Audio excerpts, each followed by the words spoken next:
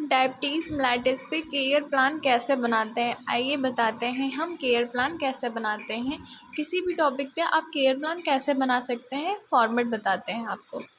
History collection पहले क्या होता है, जो पेशेंट होता है उसकी पहले हिस्ट्री कलेक्ट करते हैं। उसमें कॉमन चीज़ें, उसका नाम, age, sex, religion, education, occupation, income, marital status, address, diagnosis, doctor name, name of the hospital, bed number कितना है और date of collection.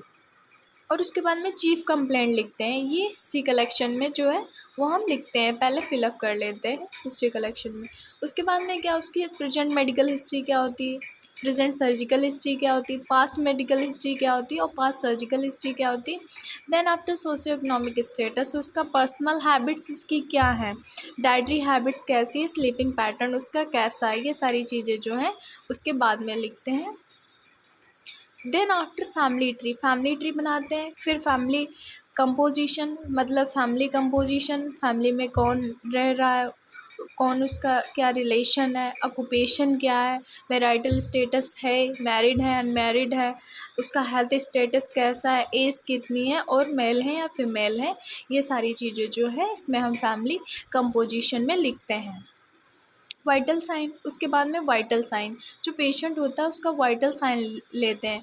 Vital sign इधर लिखते हैं। उसके बाद में नॉर्मल वैल्यू उधर भी कर सकते हैं, इधर भी लिख सकते हैं, चेंज कर सकते हैं।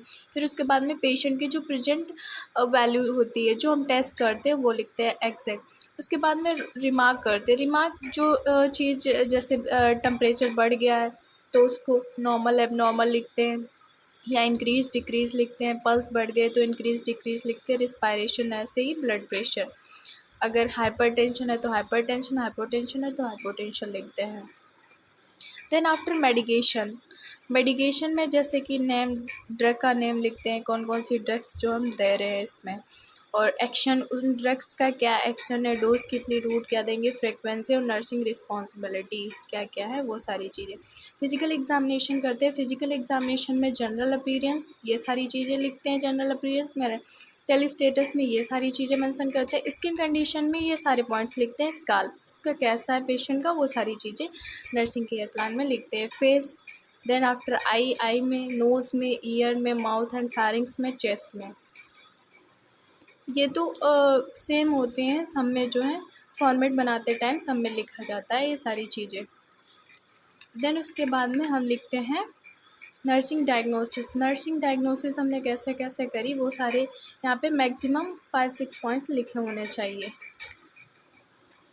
देन आफ्टर हेल्थ एजुकेशन, उसको ट्रीटमेंट के बाद में हेल्थ एजुकेशन भी देंगे, जैसे डाइट क्या, एक्सरसाइज, मेडिकेशन, पर्सनल हाइजीन और फॉलो करने के लिए जो केयर प्रोवाइड करेंगे उसको बोलेंगे कि हाँ ये चीज़ें डेली फॉलो करें। ये सारी चीज़ें उसको देंगे। डाइट अपनी अच्छी रखे, एक्सरसाइज डेली इंक्लूड करें, मेडिकेशन जो दे रहे हैं उनको डेली फॉलो करें, पर्सनल हाइजीन मेंटेन रखें। उसके बाद में ये नर्सिंग केयर प्लान बनाते हैं। मैक्सिमम 3 या 2 होने चाहिए। ये सेकंड है, ये थर्ड है। देन आफ्टर कंक्लूजन के बाद में बिब्लियोग्राफी लिखते हैं। बिब्लियोग्राफी में बुक रेफरेंस और नोट रेफरेंस, ये सारी चीज़ें जो है मेंशन करते हैं। Thank you.